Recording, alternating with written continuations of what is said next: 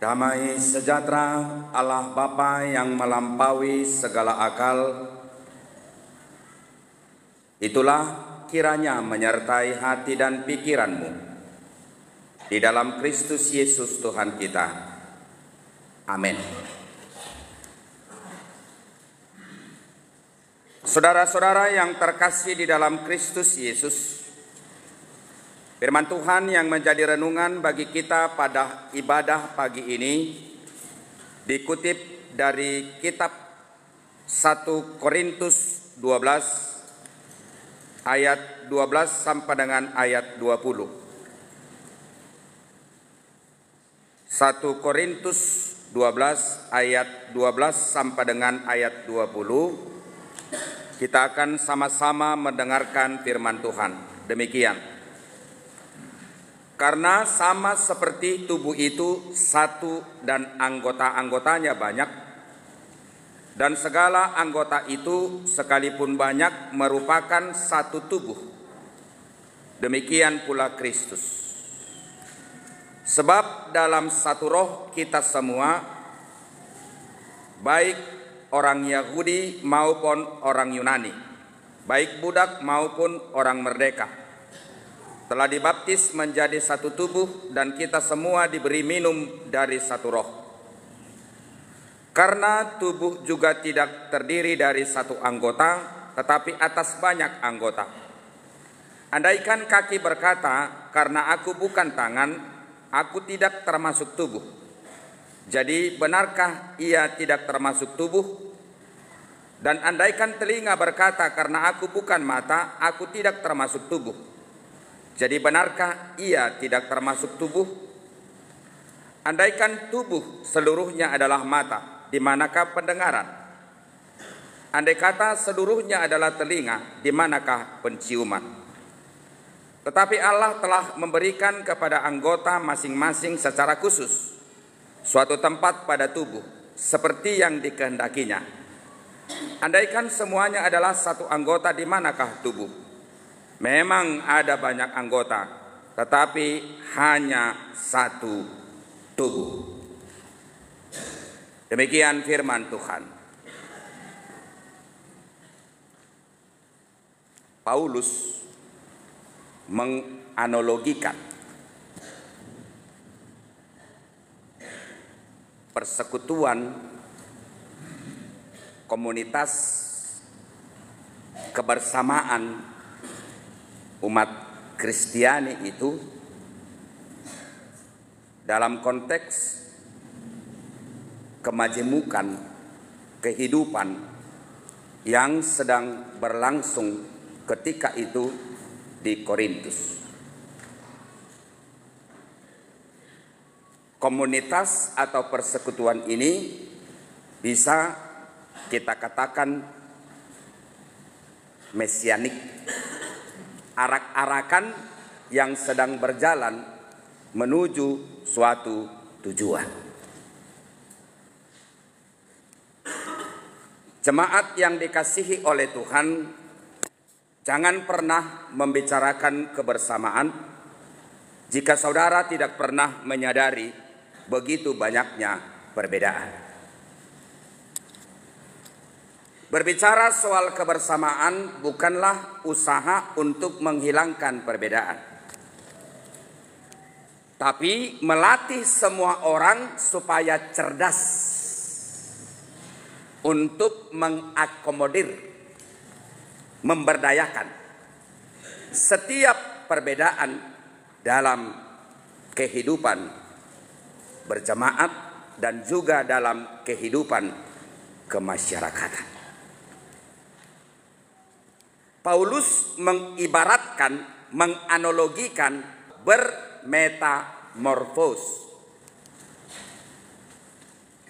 seperti tubuh, di mana Bapak Ibu saudara-saudara, tubuh ini adalah terdiri dari berbagai peranan, atau boleh kita katakan terdiri dari berbagai fungsi. Lalu kalau tubuh ini terdiri dari berbagai peranan atau terdiri dari berbagai fungsi, Manakah yang dikatakan tubuh? Bisakah Bapak Ibu saudara-saudara kita mengatakan tubuh itu hanya tangan? Bisakah kita katakan tubuh itu hanya mata? Bisakah kita katakan tubuh itu hanya telinga? Tapi yang pasti semua kita jemaat yang hadir di sini memberikan kesimpulan dan pernyataan bahwa tubuh itu adalah secara keseluruhan. Lalu apakah yang menggerakkan, lalu apakah yang memerintah?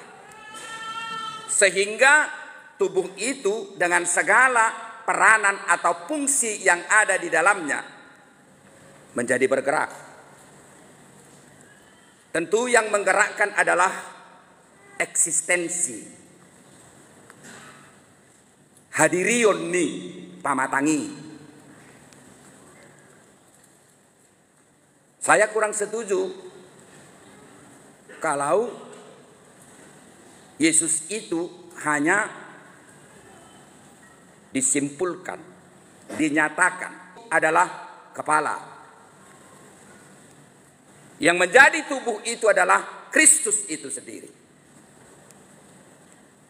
Saya tidak akan menyatakan Kristus itu kepala, Kristus itu tangan, Kristus itu perut, Kristus itu jantung, Kristus itu napas, Kristus itu darah.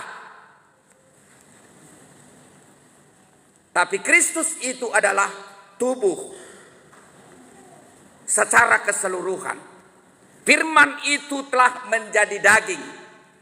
Gabe daging mahatai jalama ringan di tonga-tonga ni hitaon. Kristus itu telah mengambil rupa manusia. Dia bukan hanya mengambil lipstikmu. Dia bukan hanya mengambil matamu. Dia tidak hanya mengambil model rambutmu. Tapi dia mengambil rupa manusia secara total atau secara keseluruhan.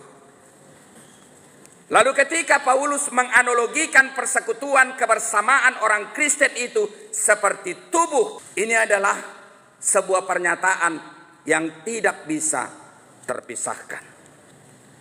Bisakah tubuh memisahkan diri dari tangan?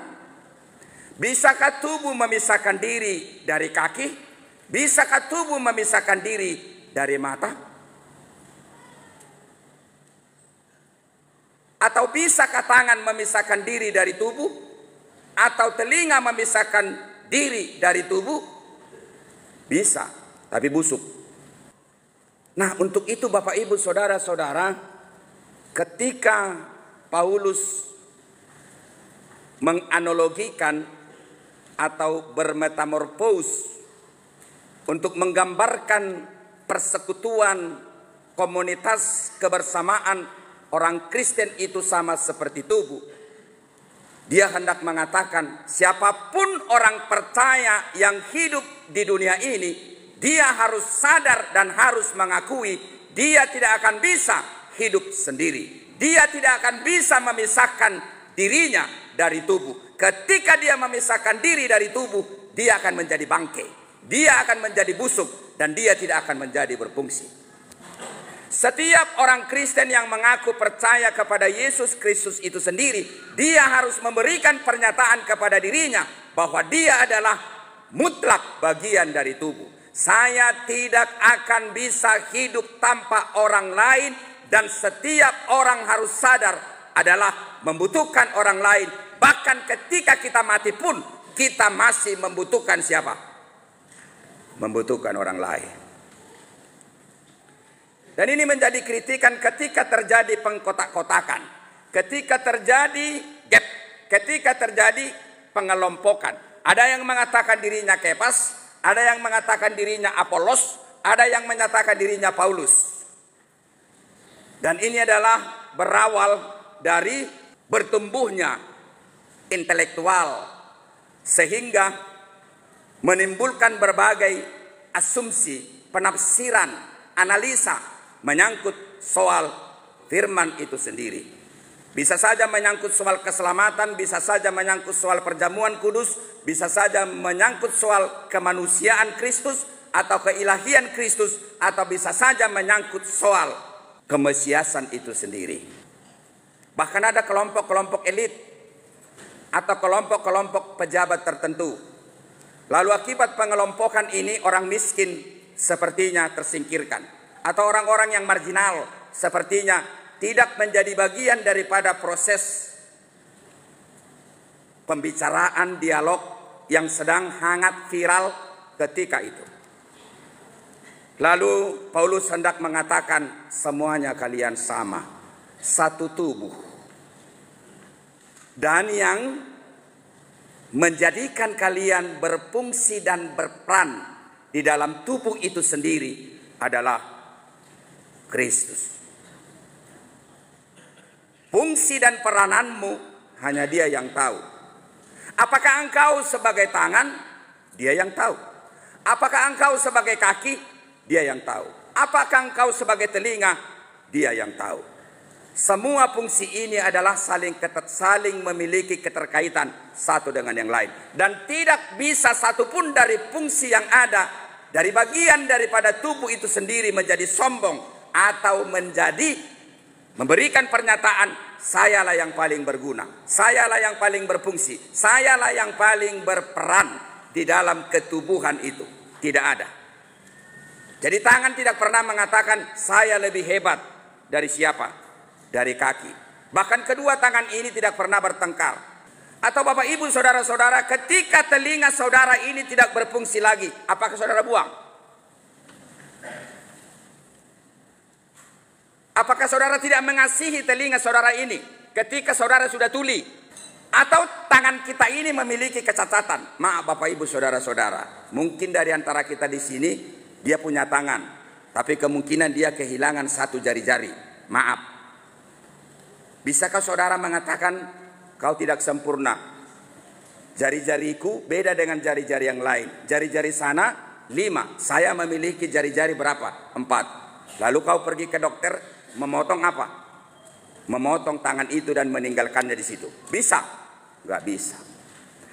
Untuk itu Bapak Ibu saudara-saudara, membicarakan kebersamaan, membicarakan persekutuan, meningkatkan sebuah sinergi atau kekuatan dalam persekutuan itu sendiri.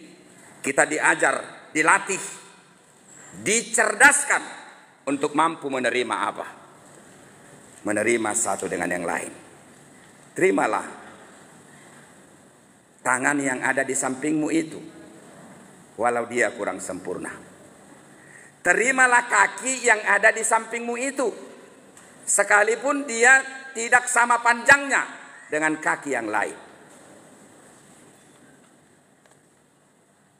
Yang kedua Bapak Ibu saudara-saudara, ketika kita dianalogikan menjadi satu tubuh, dalam nats ini begitu jelas dikatakan kita adalah minum dari sumber air yang serupa. Air adalah merupakan kebutuhan yang sangat vital bagi kehidupan kita. Kita bisa tidak makan 3 hari, tapi dalam 1 hari kita tidak bisa tidak minum. Bapak Ibu saudara-saudara, air itu dimeteraikan melalui baptisan. Memang kepala yang dibaptis, bukan dikasih minum. Atau bisa juga kita katakan melalui perjamuan kudus. Pangan ma dagi kudui nanilehon tuhamatean humokopamu imana mangaramoti jalapahoton rohamu makka porsia ibana asadihamu hanguluan nasa leleng di lelengna. Itu formulanya untuk daging, roti. Jalohamu mah jalasudehamu manginum siani mudar hudui. Nani usehon tuhamatean baen hasesaan di dosamu. Sai bain hamu masongoni bain parningotan muna diau.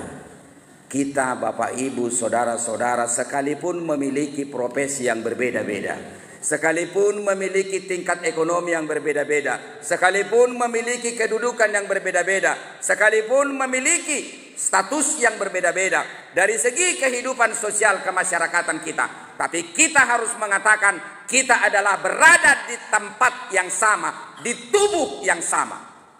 Yang kedua, kita adalah minum dan kita adalah makan dari sumber makanan yang serupa. Yang ketiga, Bapak Ibu Saudara-saudara, kita adalah bagian dari fungsi yang difungsikan secara baik oleh apa? Roh. Todi, hosa, isido nama mareta hita, pikiran. Isido nama baik kita mangolu, mudar. Isido nama baik kita marhosa, jantung. Itu semua adalah peranan roh. Itu adalah semua peranan hidup yang telah diberikan oleh Kristus itu. Yang keempat, Bapak Ibu Saudara-saudara, kalau kita adalah bagian daripada fungsi tubuh itu sendiri, siapakah tubuh itu? Tubuh itu adalah Kristus. Tubuh itu adalah firman. Firman yang telah menjadi daging. Untuk itu marilah kuduskan tubuh itu sendiri melalui sikap, tindakan, dan perilaku kita masing-masing. Yang terakhir, Bapak Ibu Saudara-saudara, marilah kita saling menghargai apapun yang menjadi peranan kita masing-masing dan melatih diri untuk senantiasa mampu merendahkan diri supaya kita saling menerima satu dengan yang lain, saling menghargai satu dengan yang lain. Jangan pernah saling merendahkan. Ini adalah ungkapan orang yang memiliki perenungan yang sangat luar biasa. Dalam kehidupan ini sampai engkau mati, bisa saja engkau hanya satu kali bertemu dengan polisi dan bertemu dengan pengacara, bertemu dengan pendeta. Tapi ingat, sepanjang hidupmu engkau harus bertemu 3 kali dalam satu hari kepada seorang petani. Artinya, apa yang mau dikatakan di situ? Jangan melihat orang lain dengan sebelah mata. Apa yang kita abaikan, apa yang tidak kita perhitungkan, apa yang kecil di mata kita dalam proses keberlangsungan persekutuan kita, terkadang kita melihat itu dengan sebelah mata. Tapi sebenarnya dia adalah memiliki fungsi yang sangat vital dalam kehidupan kita masing-masing. Bisakah saudara hidup tanpa petani? Ada beras di rumah saudara kalau petani tidak bekerja? Tidak ada. Marilah Bapak Ibu Saudara-saudara membangkitkan semangat kebersamaan kita, sinergi yang sangat luar biasa, di mana Kristus, Roh Allah, darah Allah, tubuh Allah yang telah mempersatukan kita.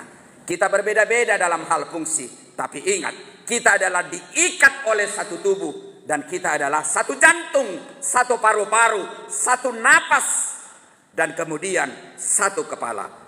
Tuhan mempersatukan kita kepada suatu tujuan yang begitu hebat dan begitu besar. Seperti visi dan misi HKBP, supaya kita menjadi berkat bagi semua orang. Dan setiap orang Kristen menjadi terlatih untuk bertindak, berbuat sesuai dengan kehendak kebaikan yang diinginkan oleh Tuhan dari diri kita, persekutuan, komunitas yang kita bangun dan yang dipersatukan oleh Kristus itu. Selamat membenahi kebersamaan, selamat membenahi persekutuan, selamat membenahi cinta kasih di antara kita masing-masing. Jadilah tangan yang baik, jadilah kaki yang baik, jadilah telinga yang baik, dan jadilah mata yang baik. Semua kita berharga dan semua kita mahal. Dan semua kita, apapun yang menjadi fungsi kita masing-masing, secara utuh, tubuh itu sendiri telah ditebus oleh siapa? Ditebus oleh Kristus. Amin. Kita berdoa.